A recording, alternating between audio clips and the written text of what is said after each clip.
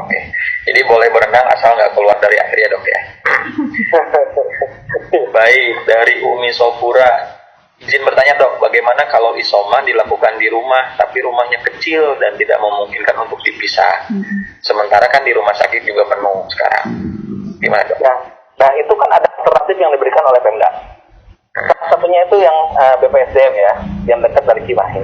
Kalau di Bandung ada beberapa hotel yang disediakan itu untuk untuk isolasi mandiri.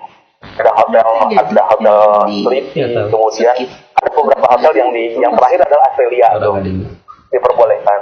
Dan bahkan siapapun mendirikan rumah sakit darurat untuk isolasi. Jadi kalau yang tidak memungkinkan di rumah, jangan memaksakan. Tinggal datang ke puskesmas, nanti sama puskesmas didaftarkan langsung nanti diarahkan harus ke hotel gitu ya. Sampai sekian lama, sampai negatif baru diperbolehkan pulang. Kalian dok nanya, gejala dalam tanda petik separah apa yang kemudian membuat kita harus membawa dia ke rumah sakit, atau misalkan ini masih bisa di rumah. Nah itu karakteristiknya seperti apa dok? Nah kita mengenal ada yang disebut dengan happy hypoxia ya. Happy hypoxia itu saturasi oksigen dalam darahnya itu rendah, tapi dia tidak merasa sesak. Nah itu terjadi pada COVID itu gitu. Harusnya ketika saturasi rendah, tubuh akan mengkompensasi dengan adanya munculnya rasa sesak, sehingga napas akan jadi bertambah, laju napas bertambah, kemudian detak jantung akan bertambah. Tapi pada happy hypoxia itu pasiennya senang-senang ketika ditanya tidak sesak, tapi ketika diperiksa saturasi 70 gitu ya, itu yang takutkan kan. Nah, yang paling gampang sebetulnya yang objektif adalah pemeriksaan itu pakai pulse oximetry. Itu di angka berapa dok? Persentase SpO2-nya? Harusnya di atas normal di atas 95, di atas 96. Kalau di bawah 93 dengan room air itu sudah masuk dalam kasus severe, kasus berat. Walaupun ada gejala ya dok ya? Walaupun tanpa ada gejala. Ya. Itu yang kita takutkan. Oke. Jadi teman-teman mungkin dianjurkan untuk satu keluarga satu oximeter mungkin ya dok ya? Ya, udah banyak beredar di Tokopedia, banyak yang lumayan lah buat itu. Baik, terima kasih dok.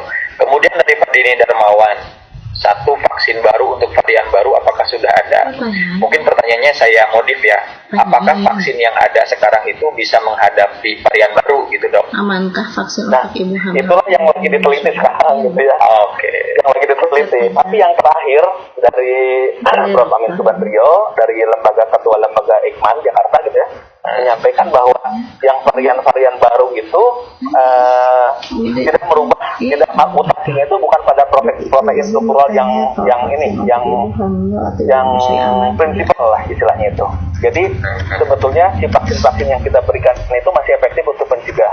Tapi entah nanti kalau timbul variasi-variasi atau mutan-mutan baru lainnya yang mempengaruhi protein struktural yang utama lainnya gitu. Kayak gini lah, orang influenza itu virusnya setahun itu bisa 3-4 kali mutasi itu. Dan kalau sekarang divaksin kita terhindar dari yang sekarang, tapi belum tentu melindungi pada varian yang tapi apakah kita tidak akan ngapain divaksin percuma, nanti tahun depan juga beda lagi? Salah, bukan seperti itu. Setidaknya ketika kita divaksin dan kita terlindung terhadap varian yang sebelumnya, itu yang kita dapatkan gitu. Jadi mengurangi risiko terkena perihal yang baru, nanti tahun depan kita vaksin lagi aja gitu. Problem. Dan nanti ke depannya untuk vaksin COVID itu kemungkinan besar bakal boleh atau tidak. Industri vaksin sekarang penelitiannya hebat-hebat gitu, dan terus mengejar mutasi itu gitu, sampai nanti terbentuk akhirnya vaksin ini bisa untuk berbagai macam varian yang terbaru. Kayak inilah, kayak antivirus di komputer, mirip seperti itu. Mirip terus ya dok ya. Update terus ya. Kan ada varian baru jadi. Nah, kalau terlalu sering atau terlalu lama pakai masker, itu sampai ada efek samping mual dan pusing, itu Gimana dong? Dibandingkan dengan kalau kita nggak pakai masker terkena gitu. Banyak mitos yang beredar ya, katanya menggunakan masker itu malah jadi desaturasi, malah saturasi turun segala macam, itu yang tidak pernah terbukti gitu ya. Bahwa masker yang kita gunakan itu justru tidak menyebabkan desaturasi gitu. Itu mah lebih banyak kepada psikis. Kita terbiasa tanpa masker, tidak ada penghalang. Terus ketika pakai masker seolah-olah kayak dibekap gitu. Dan itu memang pada tiap orang akan memberikan sensasi berbeda ya. Ada yang merasa tercekik, padahal sebetulnya tidak apa-apa gitu. Lebih ke sugesti mungkin ya dok ya. Sugesti betul. Ya. Secara psikis aja itu betul. Ya, siap. Kemudian dari Pak Indra nih dan Penung, bagaimana tips Cina bisa betul-betul bebas dari COVID? Bahkan sudah hampir 1 tahun, yang terpapar juga rendah. Ya, yang menarik sebenarnya kan Euro sekarang ya, Euro football itu dong. Kemudian saya juga melihat Amerika ya, American Got Talent itu udah bebas aja gitu kan. Betul. Ya. Yang di Hongaria kemarin 90.000 penuh banget tuh stadion. Itu bisa seperti itu gimana Bang? Ya, sebetulnya kayak di Wuhan itu yang negara yang pertama kali ya, daerah wilayah yang pertama kali terbebas dari COVID itu adalah Wuhan sendiri. Jadi ketika kita berjibaku di luar Wuhan itu, berjibaku buat gitu ya, ketika puncaknya Amerika habis-habisan gitu ya, di Wuhan sendiri itu udah bebas.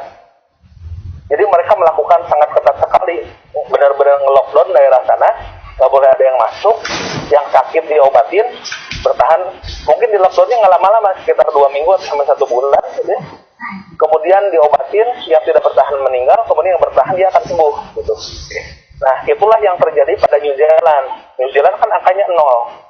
Mereka benar-benar nge-lockdown itu adalah tujuannya seperti itu.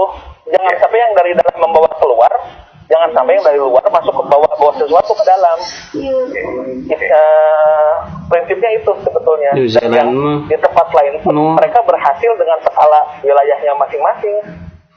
Dengan metode seperti itu sebetulnya. Baik, itu kan lockdown ya Dok ya. Tapi ada info juga kan di Brazil itu 75% vaksin, kemudian itu langsung menurunkan angka terpaparnya. Nah, kalau di Indonesia sendiri Dok, apakah kemudian seiring dengan bertambahnya jumlah yang divaksin akan seperti Brazil atau gimana Dok? Harapan kita seperti itu. Teori dasarnya herd immunity adalah seperti itu. Vaksin di atas 70% dia dapat melindungi banyak itu. Banyak hampir semua akan terlindungi gitu. Hanya dengan 70%. Jadi yang rentan itu ada di antara yang tervaksin gitu. Jadi dia tidak akan terkena. Hitungannya seperti itu. Nah, misalnya gini, kemarin ada pendapat gini, India aja udah 70 juta tuh, 70 juta vaksin gitu ya, tapi malah terkena serangan Delta.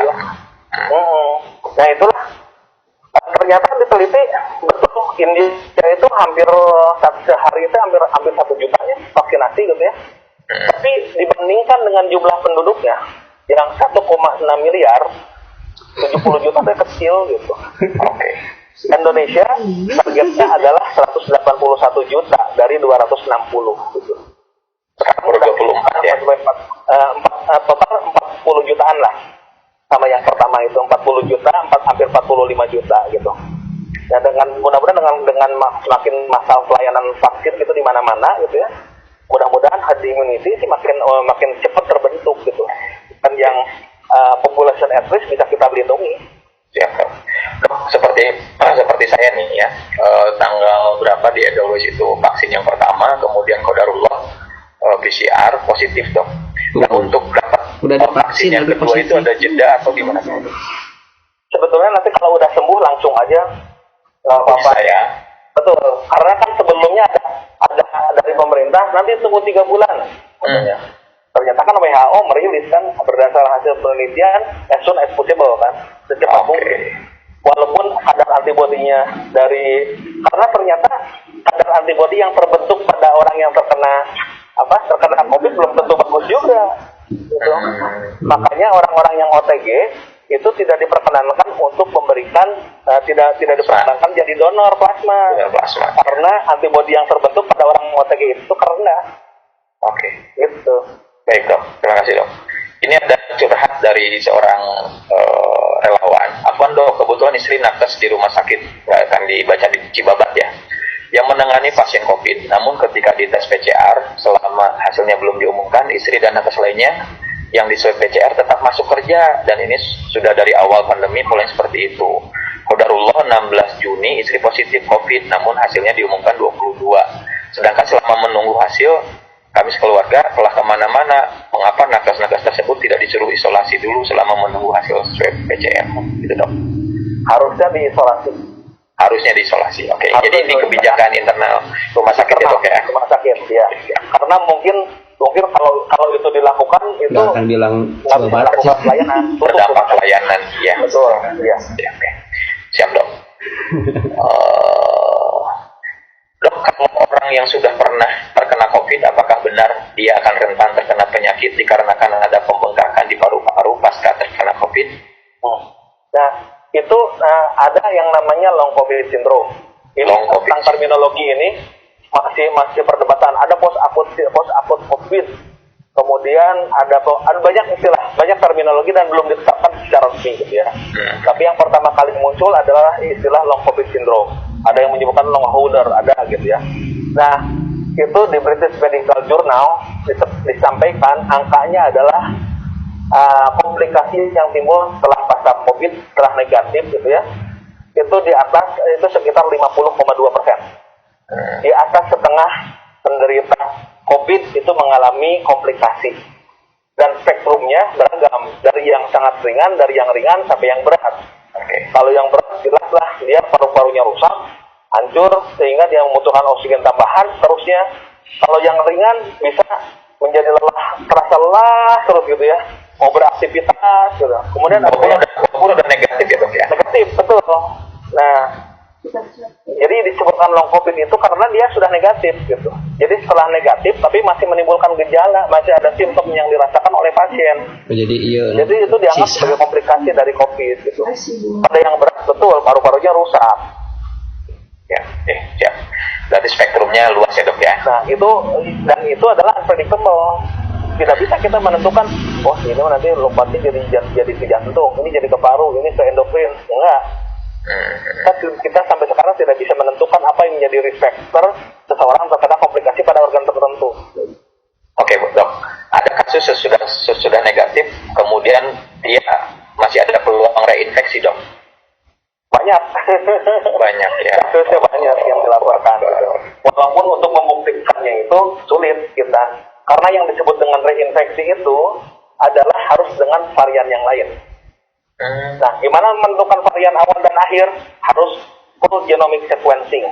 Yang pertama kan tidak mungkin gitu. Dan itu hanya ada dalam tataran-tataran penelitian yang seperti itu.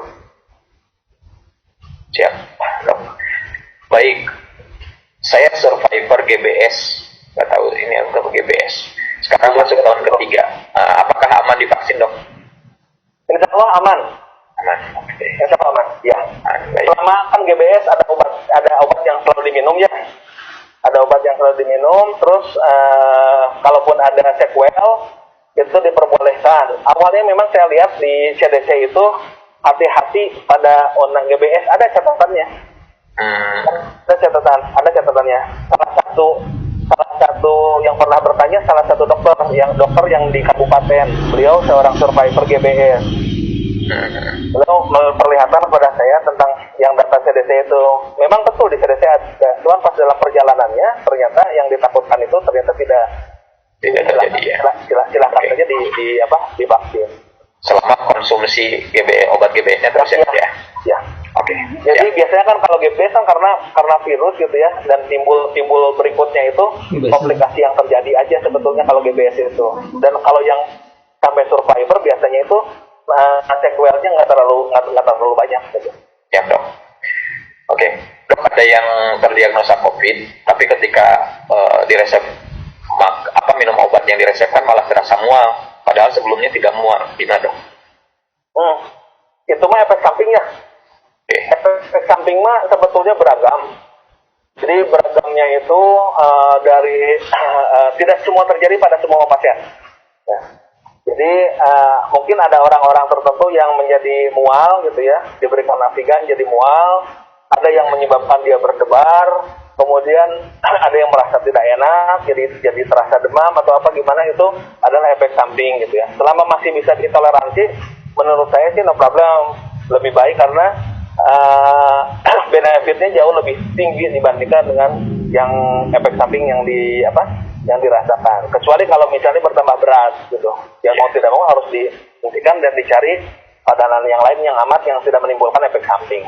Oke, siap dok. Vaksin untuk ibu hamil atau menyusui aman nggak dok? Untuk ibu menyusui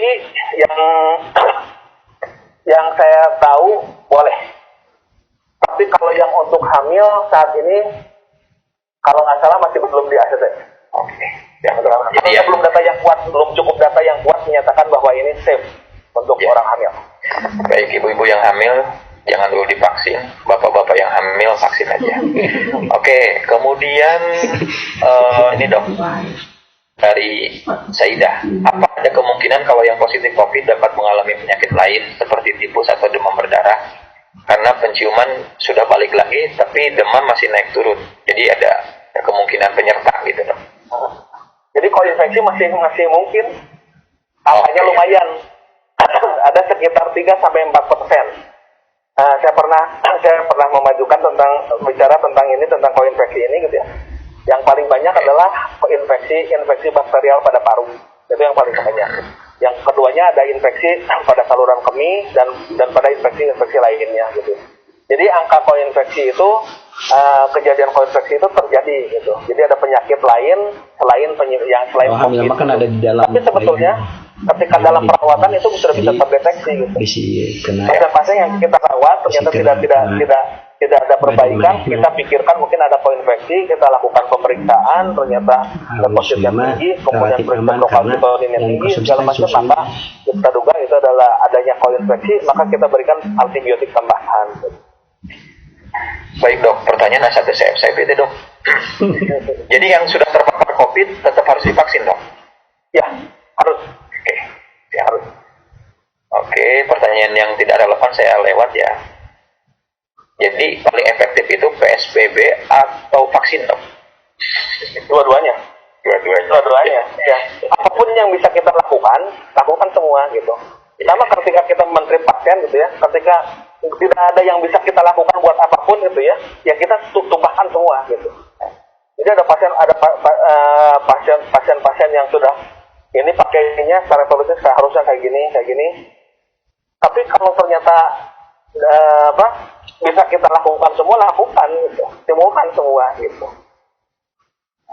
Ya, apalagi pasien yang sudah istilahnya udah harapannya ini ya, kita masih punya harapan besar pada usia muda, tapi kok berat amat gitu, kita tumpahkan semua gitu yang bisa kita lakukan gitu. Iya. Ada pertanyaan menarik nih dari Bang Chandra. Kalau metode pengobatan tradisional yang sekarang banyak kita lihat di medsos itu kayak menghirup air panas, makan bawang putih, apakah itu betul-betul bisa mempercepat pengobatan COVID? Atau apakah ada metode tradisional yang akurat gitu dok? Itu belum ada datanya itu. Oke, belum ada. Jadi kalaupun mau melakukan itu, tapi jangan menganggap bahwa itu adalah terapi standar. Jadi ada yang bagi tips katanya kalau mau PCR maka minum air kelapa sama jeruk nipis sama apa gitu ya dok ya. Itu belum ada penelitiannya dok ya? Belum ada.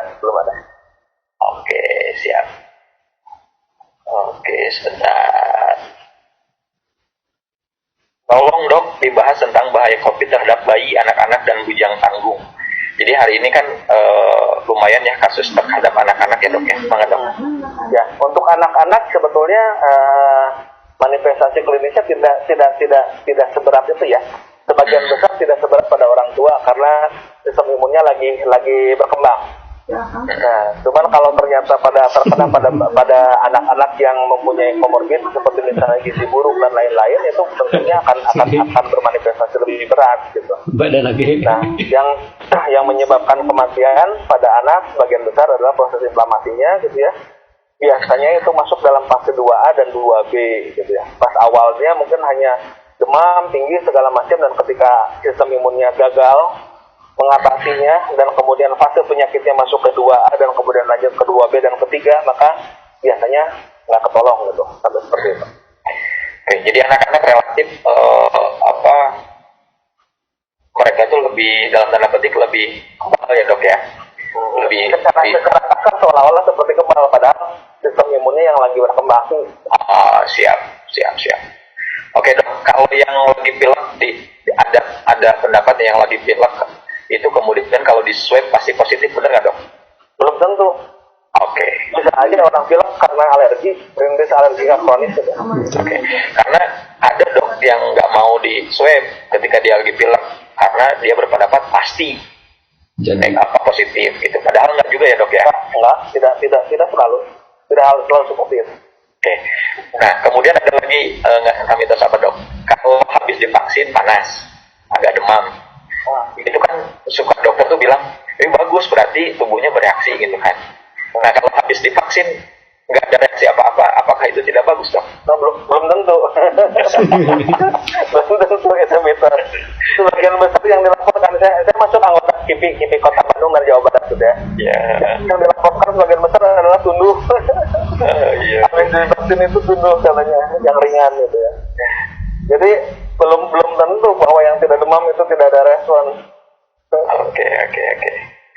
Dok, di WA nih ada yang bertanya, benarkah hasil PCR tidak lagi menjadi rujukan sembuh COVID? Ya. Jadi kalau sudah tanpa gejala cukup isoman 10 hari, setelah 10 hari isoman dinyatakan sembuh. Ini kan biasa puskesmas ngasih surat pernyataan itu dok. Gimana itu dok statusnya?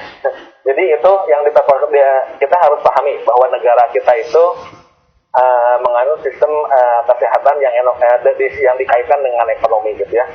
Jadi yang seminimal mungkin bisa dibiayai ya yang diambil yang seminimal mungkin itu gitu. Seolah-olah jadi dipukul rata semua, cukup lah. Itu dari WHO juga ya. WHO udah 10 hari isolasi ditambah 3 hari bebas gejala. Jadi sekitar 13-14 hari gitu ya. Tapi itu kan untuk yang populasi yang biasa gitu ya, yang mungkin orangnya sehat tanpa komorbid, dan kita tidak bisa memberlakukan itu pada semua gitu. Ternyata kan kenyataan orang yang masih positif itu banyak sekali gitu, lebih dari yang masih positif lebih dari 14 hari gitu, banyak gitu. Dan itu kalau CT di bawah 35 itu masih menularkan. Oke, jadi CT di bawah 35 menularkan, kalau di atas 35 menularkan. Di atas 5 walaupun positif itu adalah bangkainya saja. Oke, jadi acuannya 35 ya dok ya? 35, penelitian menyebutkan angka 35. Oke, kemarin itu istri saya kan di TCM ya dok ya, itu kan nggak ada CT-nya. Itu di CT berapa dok sampai kemudian divonis positif? Kalau TCM sebetulnya ada CT-nya, karena TCM itu berbasiskan PCR juga, pakai gen expert itu. Kecuali TCM tertentu yang misalnya dengan kayak seperti punyanya Ebert tuh. Itu dengan metode tertentu itu. Dengan metode apa saya lupa tuh. Kalau yang di Edelweiss ada CT-nya nggak dok? Nah, itu nggak ada. Itu pakai Ebert gitu. Oke. Soalnya di Edelweiss. Baik dok, ini ada pertanyaan dari seorang apoteker. Dok, ketika misalnya ada gejala ringan sampai sedang, obat-obatan atau suplemen apa saja yang harus dikonsumsi? Mengingat banyak pasien yang mencari obat sendiri di apotek, khusus mengenai azitro, bacaan lagi hese. Apakah dibenarkan ketika pasien tersebut mencoba mencari obat-obatan begitu? Terus sebagai apoteker gimana? Gitu. Kalau menurut saya sebagai apoteker jangan diberikan. Oke. Nanti melanggar etika, melanggar sumpah apotekernya juga gitu ya. Jadi justru diarahkan agar untuk berobat ke dokter. Nanti dari dokter diberikan resep gitu. Nah, seperti pengobatan COVID itu seperti Indonesian Idol. Awalnya 40 kandidat obat diberikan pada pasien gitu ya. Karena itu darurat kan, diberikanlah azithromycin, kemudian diberikan Aluvia, obat buat HIV, diberikanlah hidroksikloroquine buat malaria, diberikan levofloxacin, antibiotik ya, diberikan segala macam gitu ya. Dan dalam perjalanannya itu obat-obat tersebut diteliti gitu. Dan ternyata berguguran satu persatu. Azithromycin, riset dari Prancis menyatakan ini tidak menimbulkan efek ini, hapus. Hidroksikloroquine di Amerika malah menimbulkan efek samping ke jantung, hapus. Jadi yang tersisa Aluvia yang buat HIV ternyata tidak. Oseltamivir ternyata hanya untuk yang dia bekerja di neuraminidase yang ada pada orang influenza, tapi tidak ditemukan pada COVID gitu. Keluar. Jadi yang tersisa hanya sedikit yang terbukti. Dan sekarang kan lagi diteliti juga kayak ivermectin yang buat apa? Buat KBS ya, buat buduk santri itu. Diduga itu ada efek untuk antivirus anti COVID-nya, tapi kan itu belum selesai penelitiannya. Oke, belum tuntas ya dok ya? Belum tuntas. Baik, dok ada yang nanya juga nih, untuk penderita anxiety psikosomatis, bagaimana caranya agar kesehatan mentalnya tetap terjaga dengan adanya berita-berita seperti ini? Temuin psikiater. Oke. Kalau udah gangguan ansietas itu harus masuk medikamentosa. Medikamentosa itu hanya bisa diberikan oleh dokter. Jadi psikiater itu kan dokter spesialis kejiwaan. Jadi harus dalam penanganan itu. Kecuali kalau yang ringan masih bisa psikoterapi, mungkin masih bisa ditangani oleh seorang psikolog gitu. Tapi kalau sudah ada gangguan ansietas, dia membutuhkan psikiater ya.